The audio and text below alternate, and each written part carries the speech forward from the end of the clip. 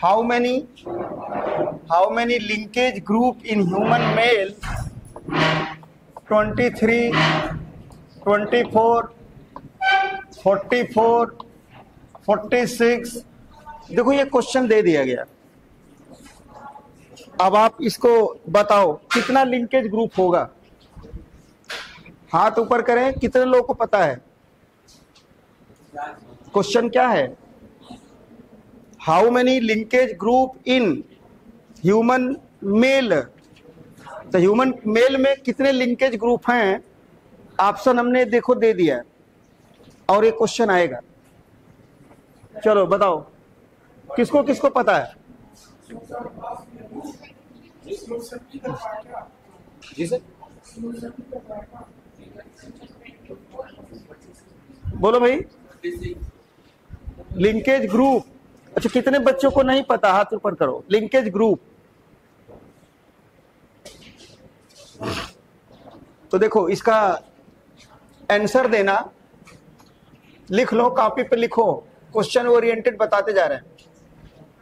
How many linkage group in human male. तो पहले आप बताओगे लिंकेज ग्रुप का मतलब है हैप्लॉइड सेट ऑफ क्रोमोसोम। जितना भी क्रोमोसोम लिखा है उसका हैप्लॉइड नंबर कर दो, आधा कर दो, वो लिंकेज ग्रुप कहलाएगा। ठीक। अगर पूछे लिंकेज का नाम कौन दिया तो क्या आंसर दोगे? TH Morgan. ये आता है question, term linkage given by TH Morgan. और लिंकेज ग्रुप का नाम पूछे तो सटन एंड बॉबेरी। कौन दिया था? तो लिंकेज ग्रुप, आप जरा देखिए पॉइंट ये हुआ, एक टर्म आता है मियोसाइट। अच्छा कितने बच्चे मियोसाइट नहीं जानते? हाथ उठे। ठीक। और उसके बाद होता है हैप्लॉइड नंबर, हैप्लॉइड। और तो देखो मियोसाइट का मतलब होता है gamete mother cell. Meiocyte means होता है क्या, जरा बताओ? Gamete mother cell. तो गैमेट मदर सेल को हम स्पेसिफिक नाम देते हैं, क्या बताओ? मियोसाइट। तो जैसे अगर मान लो हमने लिखा पी, एक ऑर्गेनिज्म, देखो इधर लिख देते हैं ऑर्गेनिज्म।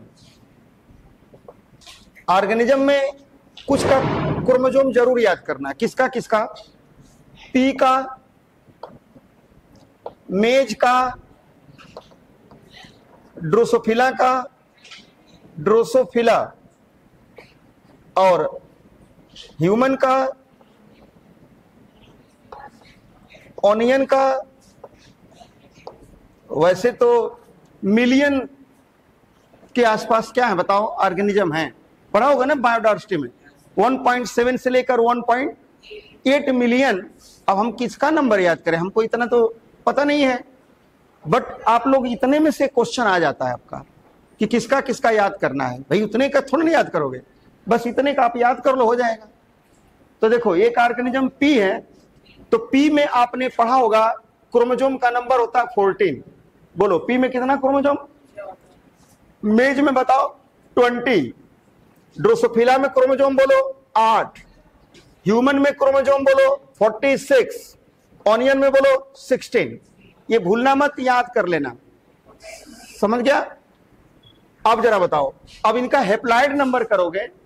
हैप्लॉइड मतलब गैमेट जो बनेगा, तो इसका लिख दोगे कितना होगा बताओ? 7। इसका बताओ 10। इसका बताओ 4। इसका बताओ 23। और इसका बोलो 8। तो ये हैप्लॉइड नंबर हो गया। ठीक।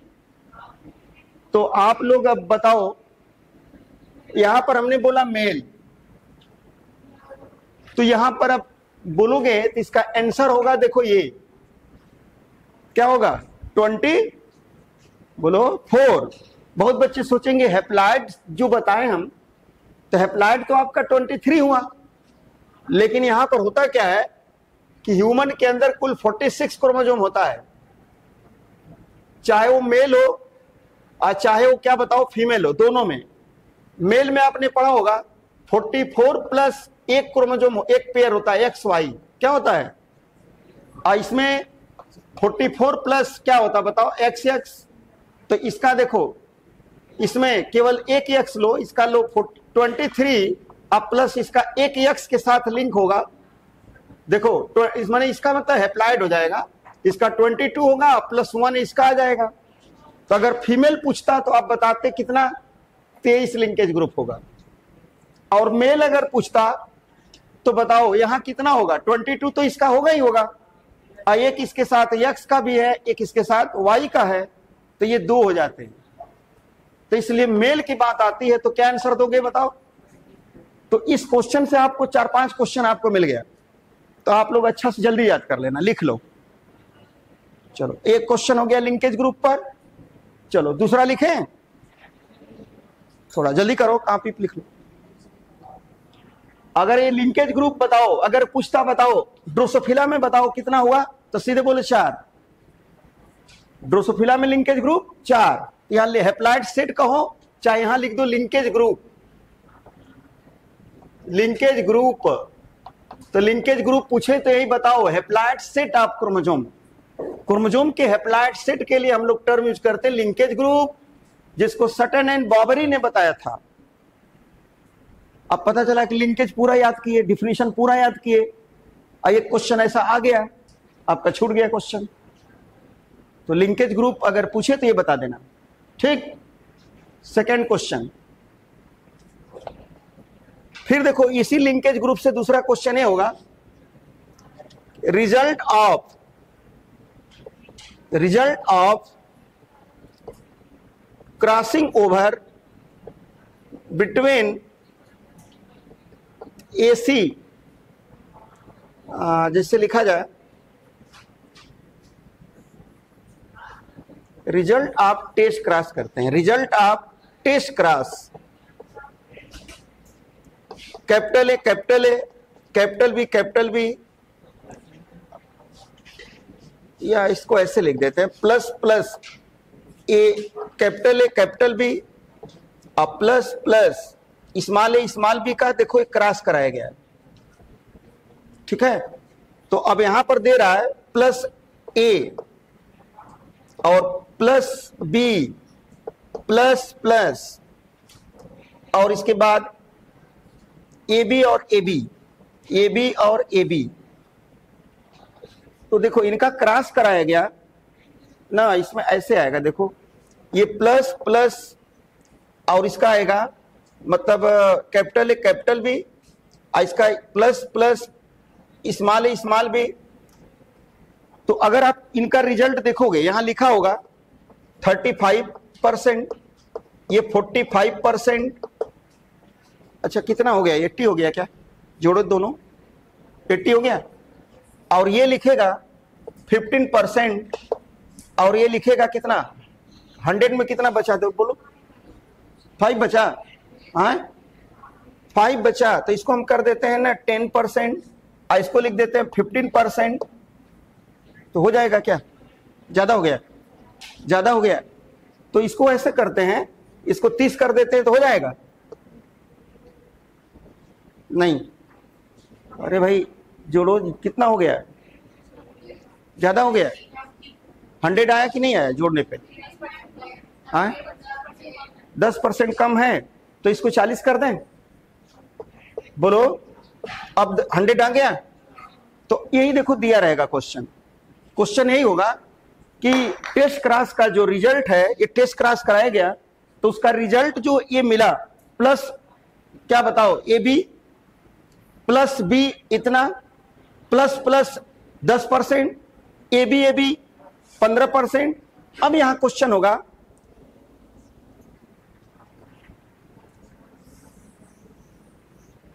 देखो ये आपका ये क्वेश्चन हुआ। अब इसमें पूछेगा कि रिकॉम्बिनेंट फ्रीक्वेंसी क्या होगा, यानी what is the recombinant frequency. यहां लिख देगा व्हाट इज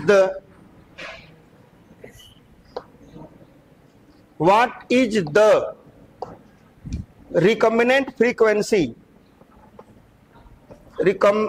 रिकॉम्बिनेंट फ्रीक्वेंसी।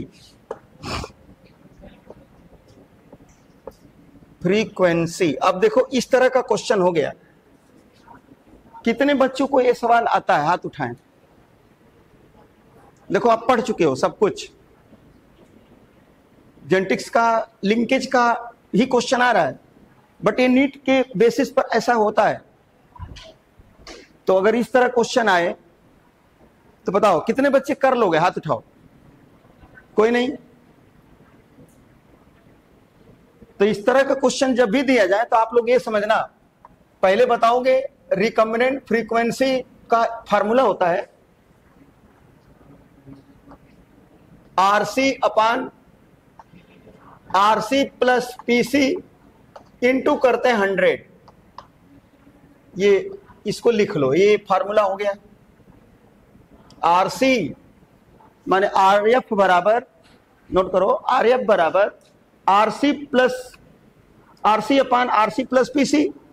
अब बात आती है आरसी क्या है? कितने बच्चे नहीं जानते हो? हाथ उठाओ। आरसी क्या है? ईमानदारी से हाथ उठाओ, आरसी न जानने वाले। ठीक है, चलो ये बच्ची जानती है। क्या होता है? Recombinant combination. देखो आरसी का मतलब होता है रिकम्बिनेंट कॉम्बिनेशन, ठीक है। और पीसी का मतलब होता है पेरेंटल, क्या बताओ? कॉम्बिनेशन।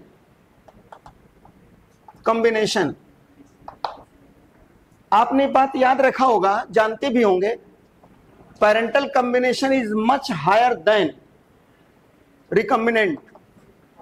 आपकी बुक में एक लाइन लिखा होगा, जब पढ़ोगे लिंकेज जहां लिखा है उसी के ठीक नीचे एक लाइन लिखा होगा कि पेरेंटल कॉम्बिनेशन रिकम्बिनेंट कॉम्बिनेशन से ज्यादा होता है। तो ड्रोसोफिला में दिखा रहा होगा कि अगर लिंकेज है 80, कितना लिखा बताओ? 87%। कितना लिखा बताओ? 87% ये होगा। तो बताओ ये 13% ये लिखा होगा। भाई अगर ये ज्यादा है तो ये क्या बताओ? कम होगा। इससे जानते हैं आप लोग क्या समझे?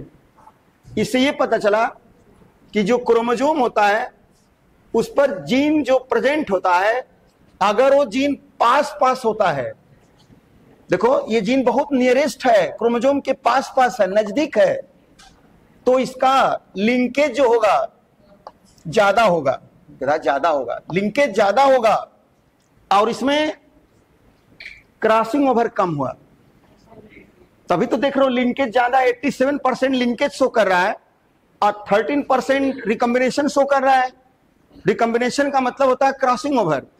रिकम्बिनेशन मतलब क्रॉसिंग ओवर। देखते हो, एक माँ बाप हैं, उनके 4 बच्चे हैं, चारों बच्चे क्या बताओ डिफरेंट हैं। माँ बाप वही हैं बट चारों बच्चे अलग हैं, तो उसका यही आंसर होता है क्या? क्रॉसिंग ओवर के कारण डिफरेंट हो गया, उनमें नॉन पेरेंटल कॉम्बिनेशन आ गया।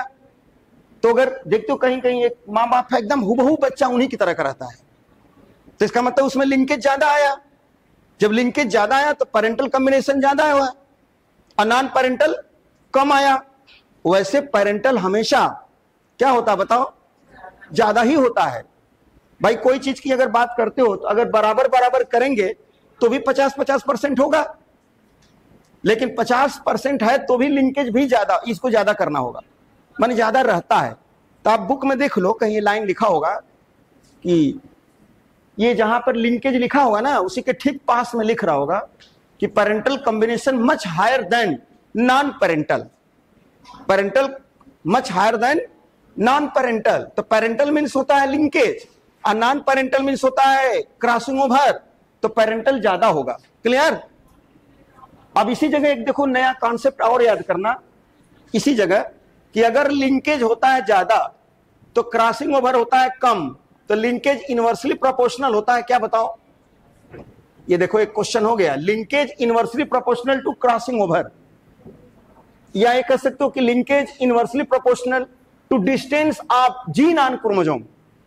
जीन ऑन क्रोमोसोम, क्रोमोसोम के ऊपर जीन की दूरी अगर पास है तो लिंकेज ज्यादा है, अगर वो दूरी ज्यादा हो गई, अगले पन्ना पर देखोगे तो दो स्ट्रक्चर बनाया होगा, एक में दिखा रहा है देखो ऐसा दिखाया होगा, देखो ये वाली बात, और दूसरे में देख रहे हो ऐसे दिखाया होगा। दूसरे में आप देखो एक क्रोमोसोम है, एक जीन यहां पर है, दूसरा यहां पर है, एक जीन यहां ये है। दूसरे में आप देख रहे हो यहां पर लिंकेज करीब 62.8% हो रहा है। इसका मतलब लिंकेज पहले के तुलना में घट गया है, क्योंकि दूरी एक जीन की बढ़ गई है। तो यहां क्रॉसिंग ओवर को जो दिखा रहा है ये करीब कितना दिखा रहा है बताओ?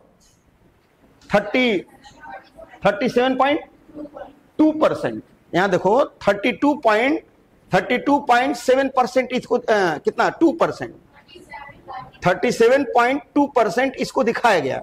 तो ये हो गया आपका रिकॉम्बिनेशन। ये रिकॉम्बिनेशन बढ़ा तो लिंकेज यहां पर क्या हुआ बताओ? घटा।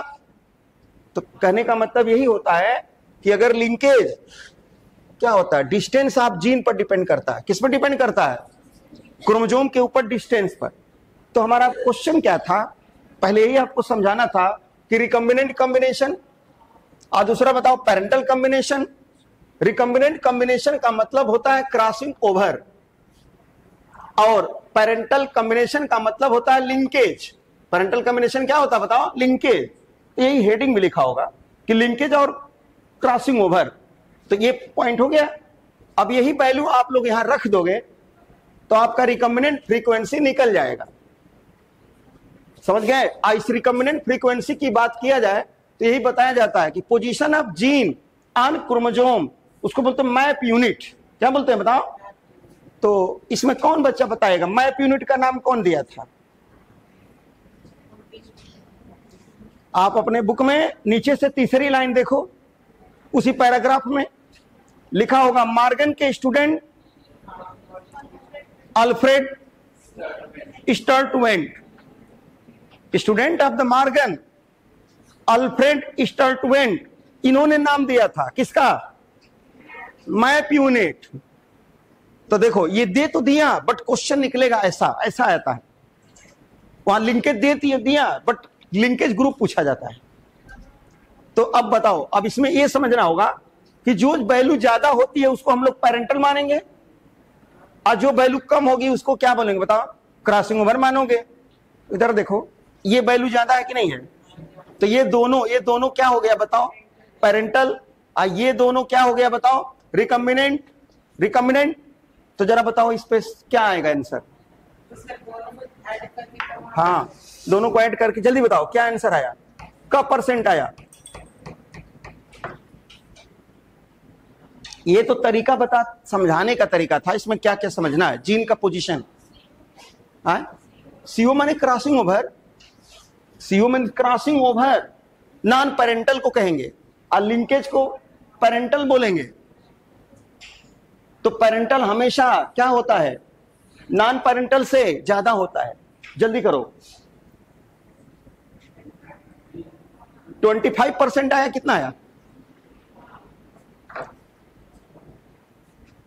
अरे आरसी बताओ, आरसी कितना आया? 10 + 15, ये दोनों आरसी हो गया, अपान ये आरसी हो गया 25 प्लस कितना बताओ?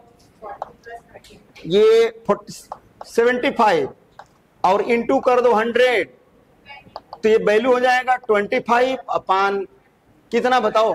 100 इंटू 100, ये वैल्यू हो गई 25%। तो ऐसा करके क्वेश्चन एक दिया रहता है। देखो ऐसे दिया रहेगा तो इसको लगाने का तरीका यही होता है। इसमें भी कभी कभी ऐसा भी आता है, ये सिस फेस में है कि ट्रांस में है, कभी कभी ऐसा भी आता है सिस और ट्रांस। देखो एक तीसरा क्वेश्चन हो गया, एक तो रिकॉम्बिनेशन फ्रीक्वेंसी निकालने का तरीका, और दूसरा इसी को पूछ देगा सिस में है कि ट्रांस में है। अच्छा, कितने लोग सिस ट्रांस यहां नहीं समझते हैं? नहीं पता। अब देखो, जैसे देखो इधर capital A capital A, capital B into small a small a small b, ऐसे देखो लिखा है। इसी को लिख दिया capital A small b into small a capital B. तो देखो इसको हम लोग बोलते हैं सिस फेस। क्या बोलते हैं बताओ? सिस मतलब डोमिनेंट डोमिनेंट डोमिनेंट साथ साथ, और रिसेसिव रिसेसिव साथ साथ, तो उसको हम कहते हैं सिस। और एक डोमिनेंट के साथ एक रिसेसिव और एक रिसेसिव के साथ एक डोमिनेंट, तो इसको बोलते हैं ट्रांस। इसी के लिए एक टर्म यूज करते हैं, इसको हम बोलते हैं कपलिंग। कपलिंग कहा जाता है इसको, देखो कपलिंग कहते हैं।